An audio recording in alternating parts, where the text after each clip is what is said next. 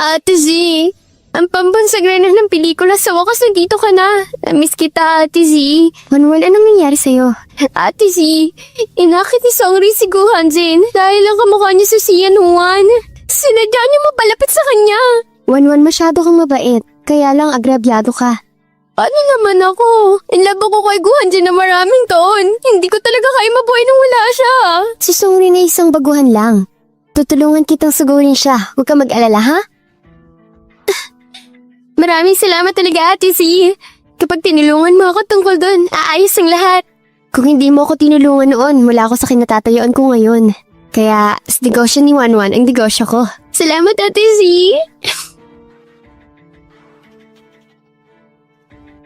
Sino ang babaeng yun? Hayaan mo akong magpaliwanag. Magandang card! Papahinga na tayong lahat. Adjustment ha! Mr. He, sana hindi kita sinaktan. Okay lang. Ayos lang yan. Miss Song, libre kita ngayong gabi. Paumanhin, Mr. He, hindi pa rin ako libre ngayon. Songrin, may naghahanap sa'yo.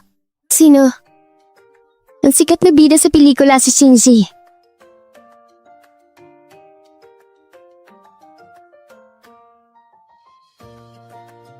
Miss Shin, gusto mo ako makita? Nandito ako para makita ka ngayon tungkol kay Wanwan. Magkaibigan pala kayo ni Sung Wanwan. Best friend ko si Sung Wanwan. Mabait siyang tao, pero hindi dapat ibuli.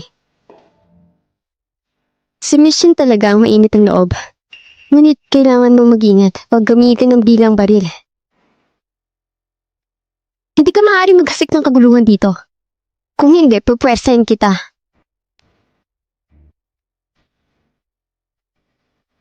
Si Sung Wanwan at ako, Miss Shin, mas maganda ka. Mas mabuting huwag ka na makialam.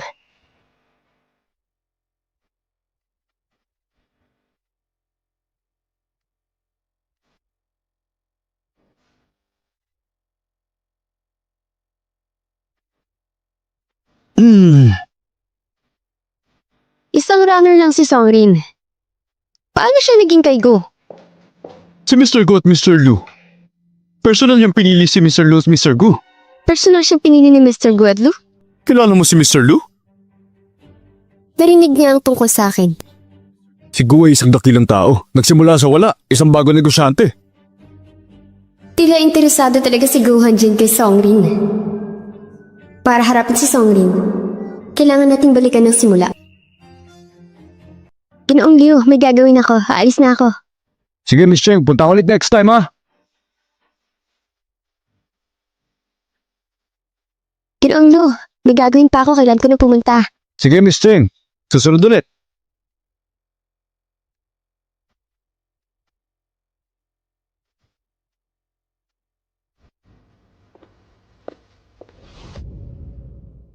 Okay ka lang ba? Tinakot lang kita. Bakit mo ko tinulungan? Hindi lang kami nagkikita. Walang tama o mali. Ang pag-arte ay isang mahirap na negosyo. Ingatan mo sarili mo. Salamat sa iyong pag-aalala, Miss Shin.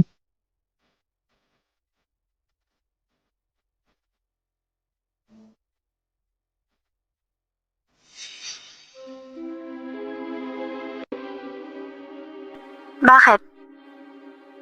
Wanwan, nakilala ko si Songrin. Napakatalino niyang babae. Pero, siguradong hindi siya ang sinasabi mo. Shinji, ano ba sinasabi mo? Sinasabi mo ba na free name ko siya? Wanwan, tinatrato kita bilang kaibigan ko. Kung gagamitin mo lang ako bilang baril, sobrang malulungkot ako. Hindi! Shinji, kailangan mo magtiwala sa akin. Wanwan, sabihin mo nga sa akin ang totoo. Si Sian noon, paano siya namatay? At ang pamilyang Su. May kaugnayan ba ito sa pamilyang Su? Hindi ko sasabihin sa'yo.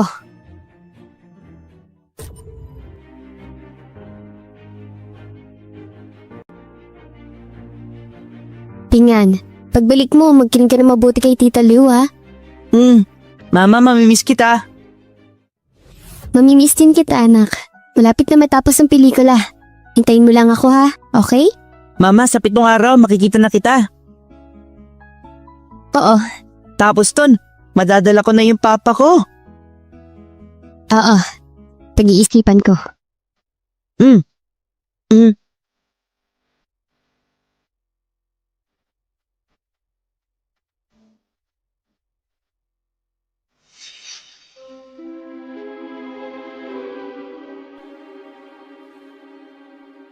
Nandito ka na. Naiso ba ako? Oh, Pag-iisipan ko. Anong iniisip mo? Nag-iisip ka? Para mo ito itatago sa akin. anong sinasabi mo? Songrin, pinagbigyan kita ng huling pagkakataon. Magtapat. Sir Gu, hindi ko talaga alam kung ano yung sinasabi mo. Ayaw mo naman sabihin, di ba? Tara na. Mr. Gu, gabi na kasi. Saan mo ako dadalhin? Kinukuha mo ako. Songrin, dalhin mo ako sa iyong anak.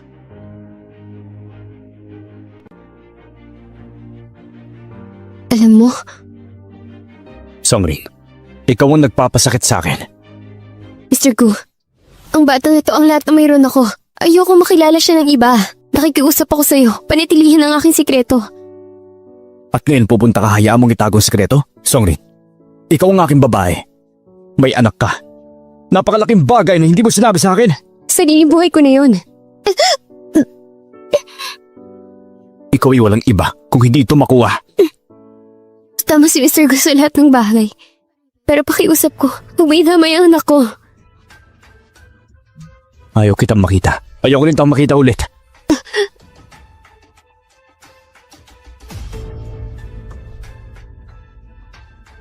Sinabi ni Mr. Wang kahapon na samahan mo siyang uminom. Bakit hindi ka pumunta? Miss Chow, hindi ako pupunta. Anong ginagawa mo? Sa tingin ko ikaw ay ayaw mo na magtrabaho. Bibigyan kita ng 3 araw. Bahala na.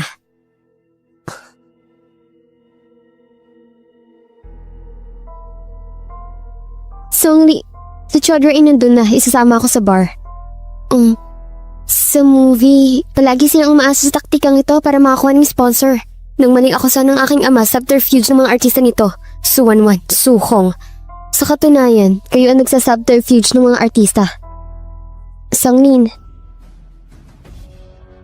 huwag ka matakot. Sa susunod, sasama ako sa'yo.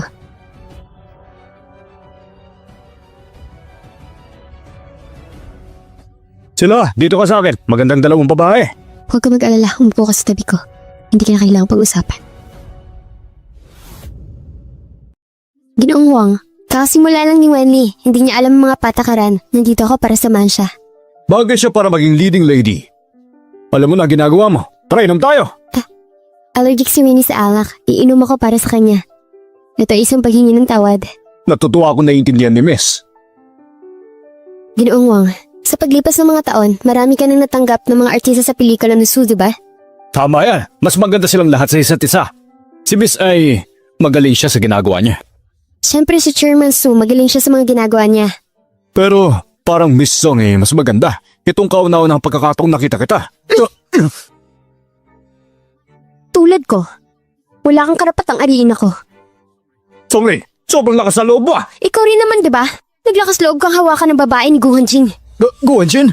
Sino ka ba?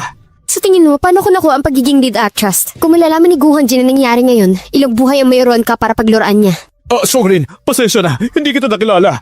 Patawarin mo ako. Sabihin mo kay Chaoyang, napakasaya mo kay Wenli. Sabihin mo rin na kumuha pa siya ng iba. Okay, sige. Gagawin ko pagbalik ko. Songlin, salamat sa araw na ito. Naglutas na ang iyong problema. Ingatan mo sarili mo simula ngayon, ha?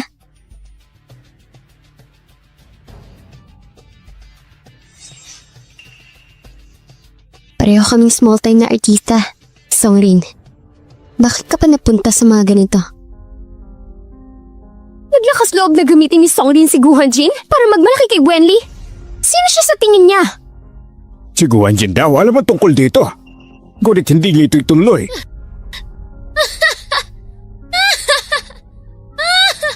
Wanwan, kailangan mo kumalma.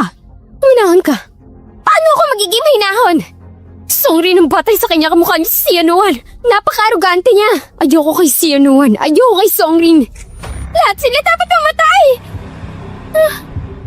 Lahat sila. Ang lakas ng loob ni Songrin. Ang cheap niya!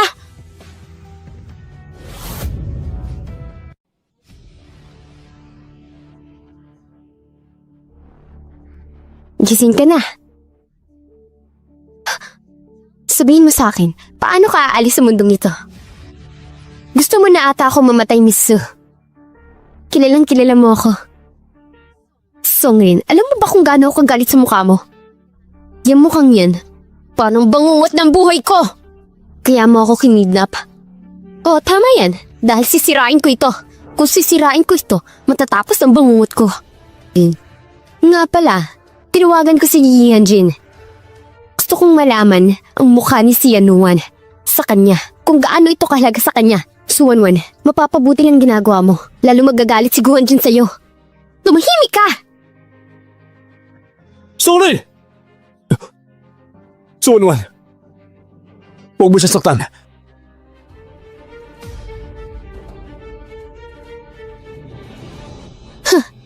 Grabe, ang sweet mo naman. Mag-usap tayo na maayos. Huwag mo sasaktan si Songrin. Guhanjin, ito'y wala sa negosyo mo. Umalis ka na dito. Kapag umalis siya, papatayin kita. Hindi ko alis. Anong gusto mo? Sabihin mo lang. Sabihin mong mahal mo ako. Hayaan ko si Songrin. Suwanwan, niloloko mo sarili mo. Hindi mo naman masasabi, di ba? Tapos papatayin ko rin siya. Hindi mo na makikita ang babaeng ito kahit kailan. Wag! Guhanjin! Guhanjin, nababaliw ka na ba? Para lang sa kapanan ng babaeng ito? Huwag mo saktan si Songrin. Guhanjin, bakit mo ginagawa ito? Sumama ka na sa akin! Tumahimik ka. Guhanjin, kamukha lang ako ni Sianuan. Huwag mo aksayin yung sarili mo sa akin. Ibubuhos mo yung buhay mo para lang sa akin. Ikaw ang aking babae. Hindi ako papayag.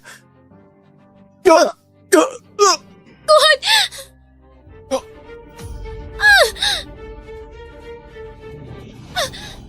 Songrin! Guhanjin! Guhanjin! Guhanjin! Huwag kang matulog. Suwanwan, napaka-bisyo mo! Guhanjin, mamamatay ba siya? Isipin mo lang hayaan siya mabuhay. Guhanjin, huwag kang matulog. Malapit na dumating ang doktor. Anong tinawag mo sa akin? Guhanjin, huwag kang matulog. Sa totoo lang, may isang bagay na hindi ako nasabi sa'yo. 7 years ago, nagkaroon ako ng baby. Siya si Pingan. 6 years old na siya. Kung iniisip mong bastard, hindi naman. Atin siya. Hanjin, siya ang pinakamagandang regalo na natanggap ko. Totoo yung sinasabi ko.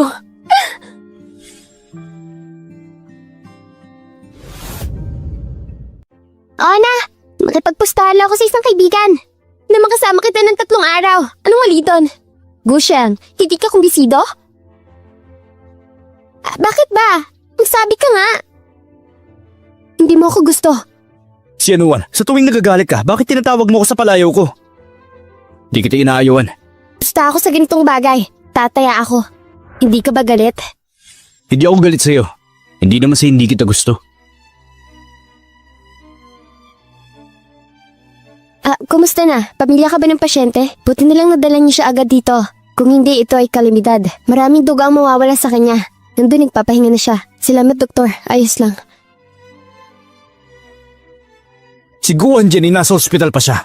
Ang pagtutulungan naming 3, hindi napigilan na suwanwan ang galit niya. Napakarahas niya.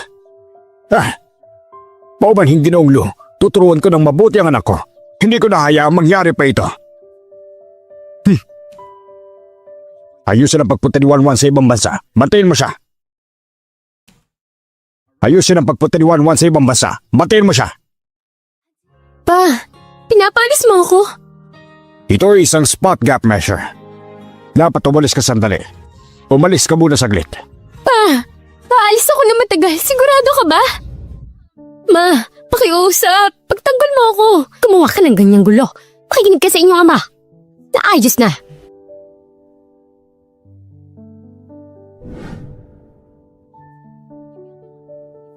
Mr. Lu. Salamat. Kuan Jin, okay lang ba siya? Sabi ng doktor, wala seryoso. Pananagutan ko rin ito. Huwag kang mag-alala. Hindi na maulit. Mr. Lu, ito'y walang kinalaman sa'yo. Basta tungkol sa'yo, may kinalaman ako dito. Sarili ko na tong problema. Bakit mahalaga pa sa'yo? Wala. Mauna na ako. Sige, magkikita na tayo sa labas. Mr. Lu, mag-ingat ka. Hanjin! Gising ka na pala. Hanap ako ng doktor. Hanjin.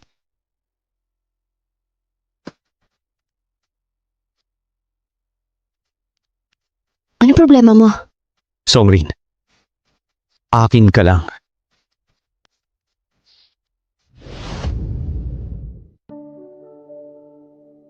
Hanjin, gusto mo bang mamatay? Kagigising mo lang, hindi ka pa nakaka-recover. Songri, masasabi mo ba na gusto ka ni Lu Fengshuan? Ano sinasabi mo? Ba't siya magkakagusto sa akin? Ipangako mo sa akin, huwag kang bumiti kay Lu Fengshuan.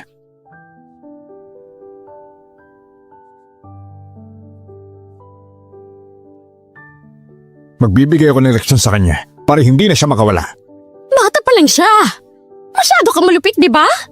Malupit ako! Kung hindi dahil sa akin, kahapon kasama ni Lu Fengshuan ang mga direktor ng Q-Group, lupo ng mga direktor.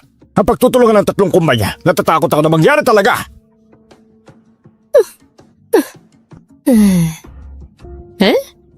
Wale? Pasensya ka na. Ito ay tungkol sa mga usaping pamilya.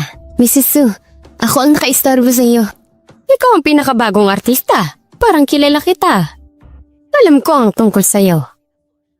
Alam kong may relasyon kayo ni Songrin. Napakahusay.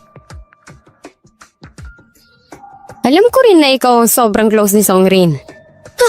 Mrs. Su, hindi ko talaga siya kilala. Tinulungan niya lang ako.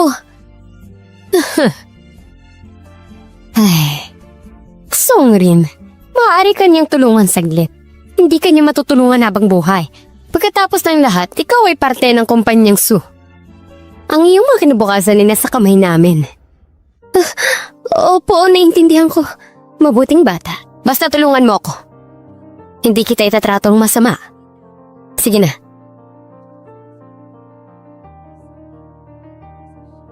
Hello? Anak ko!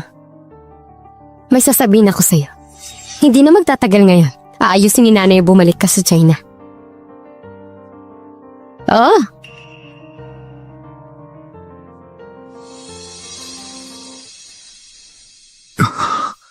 Luan! Guanjin, nagising ka na. Hanap ako ng doktor. Bago ko nahimatay, anong tinawag mo sa akin? Hindi niya pala. Marinig ang sinabi ko. Hindi niya ako narinig. Wala akong tinawag sa'yo. Mali lang narinig mo sa akin. Di mo talaga ginawa? Pero ako, narinig ko ang lahat. Bago mamatay ang isang tao, posibleng magkaroon siya ng maling akala. Mag-ingat ka, yung sugat mo. Tatanungin kita sa huling pagkakataon. Songrin, ikaw ba talaga si Songrin? Nakikiusap ako sa'yo. Songrin, since ako din, ibinigay ko ang buhay para sa'yo. Maging tapat ka naman sa akin.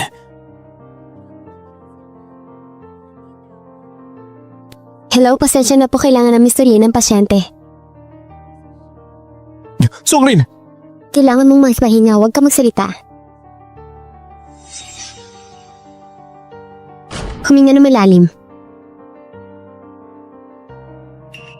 Matapos ang mga huling araw. This time, nagsumikap ka. Matapos ipalabas ang dramang ito, sigurado magiging hit ka. Si Miss Cho ay nagsusumikap din. Songrin, mayroon ilang mga bagay na huwag mo ako sisisihin. Tungkulin ko din. Kailangan kong gawin ito. Songrin! Miss Chow.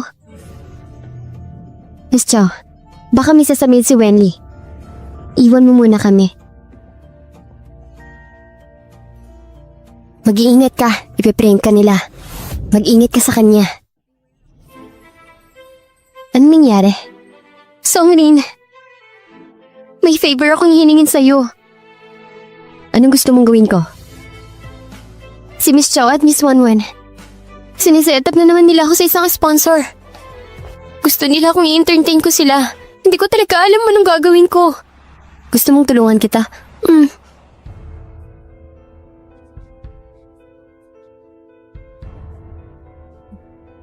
Ngayong gabi, Songrin, nandito ka. Tama. Pupunta ako dyan. Talaga?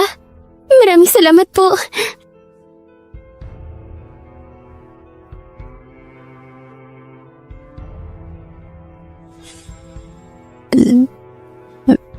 Songrin, nagkamali ako kanina. Sinaktan kita ng maraming beses. Hayaan mo muna akong humingi ng tawad sa'yo. Hindi tayo magkakilala. Ang pagunlad ng industriya ng pelikula ni Sue, sa ngalan ng pamilya Sue, hinahawakan kita. Mr. Liu, hindi ko na po talaga kaya. Songrin, ito ang huling inumin. Hindi mo maaaring bigyan ng mukha si Mr. Liu.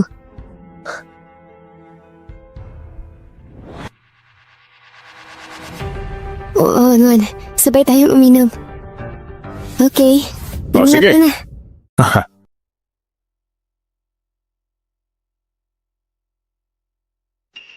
Songrin, napalitan ko ng alak.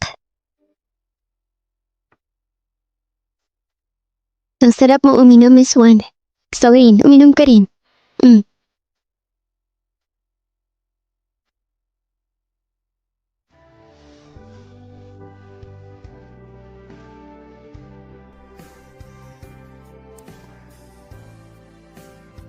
Bakit okay ka lang?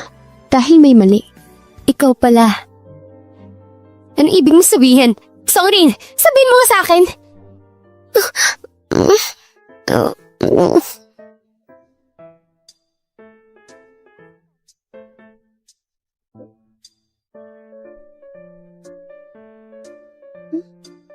Anong ginagawa ko dito? Bakit ka nandito? Miss Sue, hindi ko alam.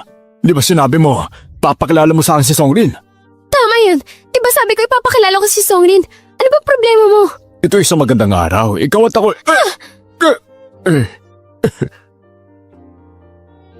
Songrin, umasa ka sa akin? Hindi ba ikaw mismo ang nag-set up nito? So, Wanwan, napagtanto ko na hindi ka talaga humihinga ng pabor. Walang hiya ka. Sa totoo lang, dapat pulang hiya ka. Ituwid natin mga isang bagay. Songrin! Wala, bilis! Bilisan niyo! Picture pa! Bilisan niyo! So, Wanwan, sana nabigyan kita ng magandang regalo. Magugustuhan mo ito.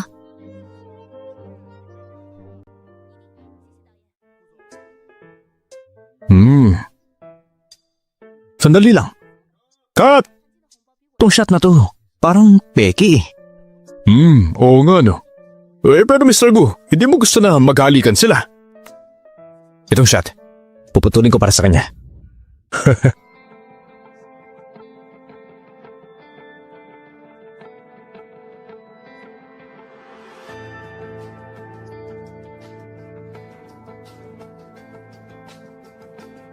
Okay na! Tapos na kami!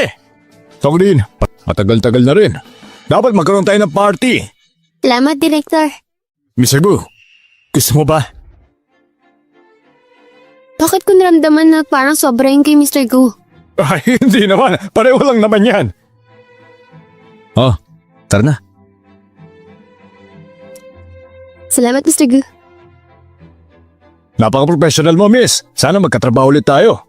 Napaka-professional mo, Director. Sana magkatrabaho tayo. Si Songrin na isang babae, hindi dapat uminom. Tama yon. Hindi dapat siya uminom.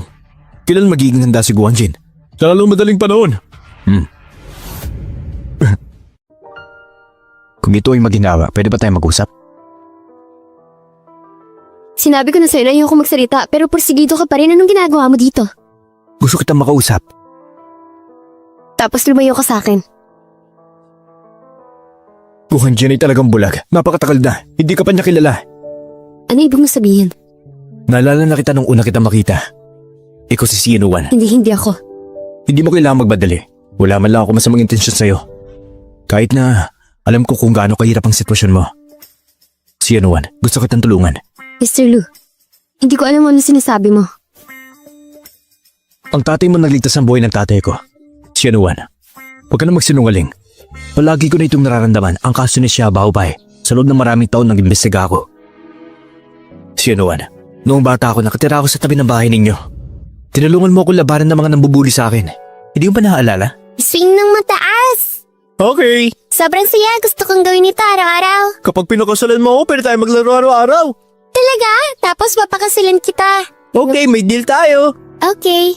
Ikaw ba yung batang mataba? Walang pagkakahuwig, hindi ba? Wala naman. Sinuan, dapat ako ang pakasalan mo. Bata pa ako noon. Joke lang naman yun. Paano mo ito siseryosohin? Pero ginawa ko. Kahit na ano, lahat tayo ay lumaki na.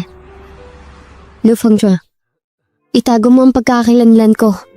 Huwag mo sabihin kahit kanino. Hindi pa ako dapat ma-expose. Songrin, alam ko kung anong gusto mo. Meron akong ebidensya laban sa pamilyang Su.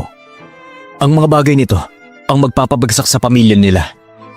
Pero naalala ko, may negosyo kayo ng pamilya Su. Ito ay komplikado. Wala akong pakialam. Ang kawalang ito, kayang-kaya ng mga Luke. Songrin, gusto kitang tulungan. Tutulungan mo ba ako dahil sa gusto mo lang ako? Lu Fengzhuo, anong gusto mo kay Wei?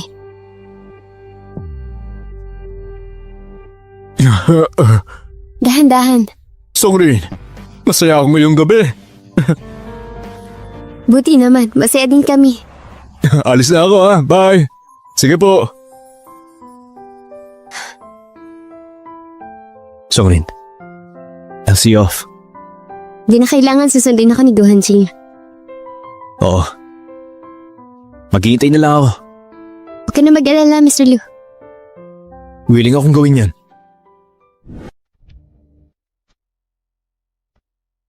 Pagkatapos maghihintay ako sa inyo. Songrin, huwi na kita. Tara na.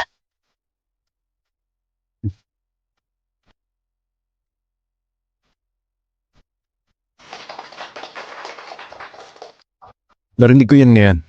Nakausap mo si Lu Fengzhuo na matagal. Di ko ginawa.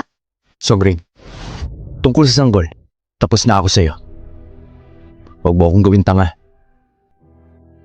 Alam ko, hindi ko gagawin. Uy, nakita mo na bang meeting? Ka-hurries lang nito. Napakaganda ni Songrin. Sa huso niya sa pag-arte, siguradong magiging hit siya. This time, yung movie natin isang mahusay na matagumpay. Salamat sa dedikasyon ni Miss Song. Let's give her a round of applause. Salamat sa inyong lahat. Hit ang drama ito kasama si Su. Kung walang pagsisikap ng lahat, di ko magagawa ito. Miss Song, salamat sa iyong pagsusumikap.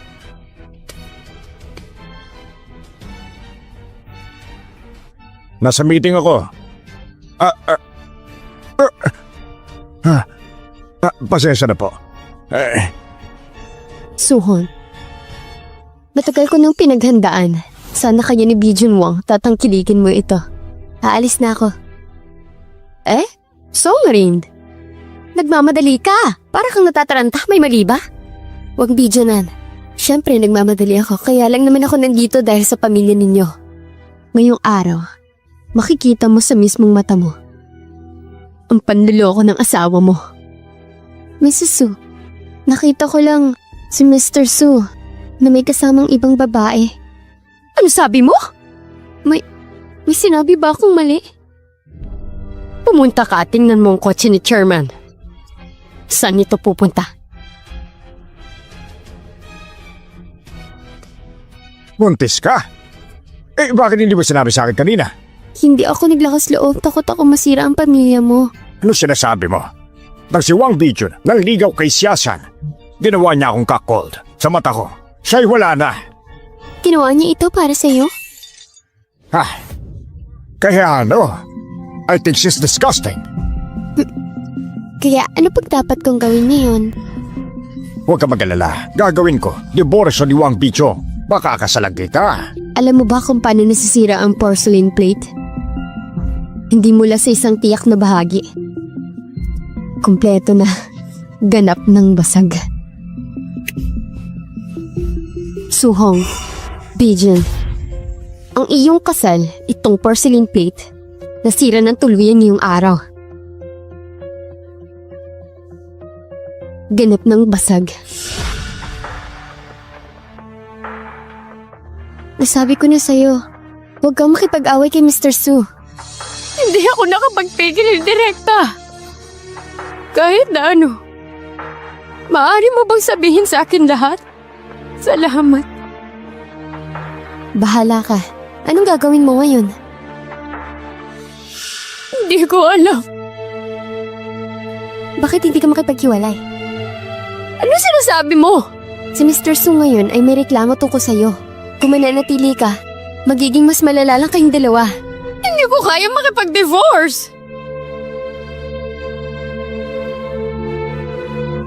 Songrin, may ilang bagay lang kaming dapat pag-usapan. Ayos ka lang, umalis ka na muna. Tama. Ito ang bagong drama. Napirmahan ko na. Alis na ako. Nasa labas ka ng bahay. Sa pagitan mo at ako. Tapos na. Suhong! Kinaaso ang konsensya mo! Puputulin ko na rin ng suporta sa ama mo. Umaasa na lang sa doktor. Hindi. Huwag mong gawin to. Pipirmahan ko na.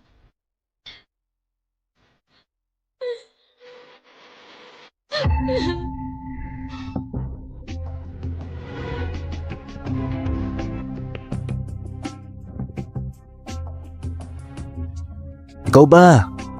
Miss mo na ang anak mo? Bakit mo naman sinasabi yan? Sa tingin ko lang, walang nanay ang hindi magmamahal ng kanyang anak, hindi ba? Kuhanjin, alam mo kung paano ito. Ang trabaho ko. Malaking bagay ito. Kunin mo siya. Kaya dinala ko sa shoppingan. Dito para sa'yo. Ano sabi mo? Ayoko lang na ikaw araw-araw palagi nakasimangot. Songrin, ako pa rin. Ganito ako sa batang ito. Mama, bakit hindi natutulog? Tingnan. Kuhanjin, maraming salamat. Kung gusto mo talaga magpasalamat sa akin, huwag mo ako titigan buong araw. Pingan, kailan ka dumating? Sa gabi. Sabi ni Uncle, miss ako ni Nanay eh. Kaya dito na ako titira mula ngayon. Mabuti. Wan. Iwalay na kami ng tatay mo. Shay! Pumunta ka pa dito para lang pag-usapan ng bagay na yan? Wan. Ang iyong ama ang pinakamamahal sa iyo. Magmakaawa ka sa kanya para sa nanay. Ma, sigurado ka bang wala kang untak? Paano mo nagagawa sa akin yan? Hindi mo maiintindihan. Na-set up ka ni Songrin.